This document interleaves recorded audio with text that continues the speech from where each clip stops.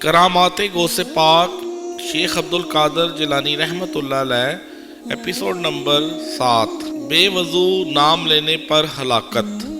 گلزار معافی میں مندرج ہے کہ شروع میں آپ رحمۃ اللہ علیہ پر جلالیت کا بہت غلبہ تھا۔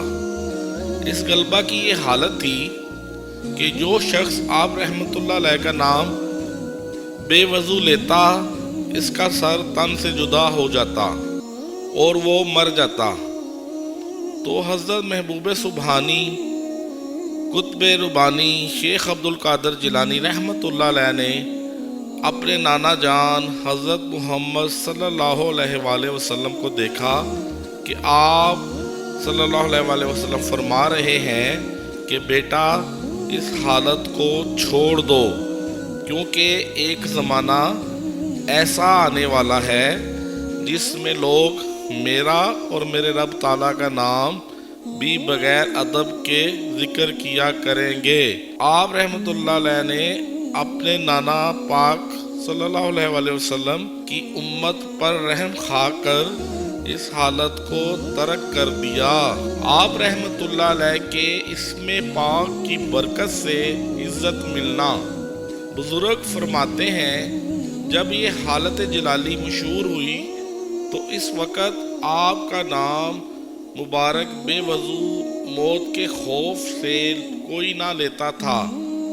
بغداد کے اولیاء کرام نے آپ کی بارگاہ غوثیت بنا میں حاضر ہو کر عرض کیا، حضور لوگوں پر رحم فرمائیے اور اس سختی کو معاف فرمائیے۔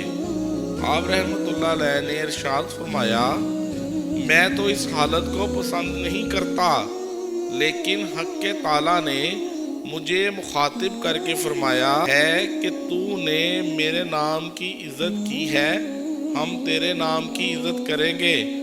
جو عزت کرتا معزز بن جاتا۔ آپ رحمۃ اللہ علیہ کا ذکر ہر مرض کی دعا۔ بزرگ فرماتے ہیں جو آپ رحمۃ اللہ علیہ کا اسم شریف بغیر وضو کے لیتا ہے وہ تنگ دستی اور مفلسی میں مبتلا ہو جاتا ہے، اور جو آپ رحمۃ اللہ علیہ کے نام کی نظر مانے اسے ضرور ادا کرے تاکہ کسی مصیبت میں گرفتار نہ ہو جائے۔ جو جمعرات کو حلوہ پکا کر اور فاتحہ پڑھ کر اس کا ثواب آپ رحمۃ اللہ علیہ کی روح مبارک کو پہنچائے اور فقراء میں تقسیم کرے، اور آپ رحمۃ اللہ علیہ سے کسی امر میں مدد طلب کرے تو آپ رحمۃ اللہ علیہ اس کی مدد فرما دیں گے۔ اور جو بعض وقت اپنے مال میں سے کچھ طعام پر ختم شریف پڑھ کر آپ رحمۃ اللہ علیہ کو ثواب پہنچاتا رہے، اس کی دین اور دنیا کی مشکلات حل ہو جائیں گی۔ جو آپ رحمۃ اللہ کا نام مبارک اخلاص کے نام کے ساتھ باوضو لے تو وہ تمام دن خوش و خرم رہے گا اور اللہ تعالیٰ اس کے گناہ مٹا دے گا۔ غوث اعظم رحمۃ اللہ علیہ سیف اللہ ہیں۔ بزرگ فرماتے ہیں کہ حضور غوث اعظم حضر الجمانی کا ورد کیا کرتے تھے، اور اس ورد کی کثرت کی وجہ سے آپ رحمت اللہ پر ابتدائی حالت میں جلالیت کا غلبہ ایسا تھا جیسا منکروں کی گردن مارنے والی تلوار اور دشمنوں کے جگر کو پہنچنے والا تیر۔ اسی لیے منکرین و جاہدین میں سے جس نے بھی آپ رحمت اللہ علیہ کا نام مبارک بے وضو لیا، اس کی گردن سیف اللہ سے مار دی گئی۔ پس مکاشفہ میں حضور علیہ السلام کی زیارت ہوئی تو آپ صلی اللہ علیہ وسلم نے فرمایا، تم تو خود ہی سیف بن چکے ہو، اب اس کے پڑھنے کی ضرورت نہیں۔ اس پر کچھ عرصہ آپ نے ورد ترک کر دیا، پھر نبی کریم صلی اللہ علیہ وآلہ وسلم کے فرمان پر ورد شروع کر دیا۔ عرش کے نیچے ایک تلوار۔ ایک بزرگ نے محبوب سبحانی غوث سمدانی قطب ربانی حضرت شیخ عبد القادر جیلانی رحمۃ اللہ علیہ کی بارگاہ میں عرض کیا کہ آپ لوگوں کو اس مصیبت سے نجات دلائیں۔ تو آپ رحمت اللہ علیہ نے فرمایا مراقبہ کرو۔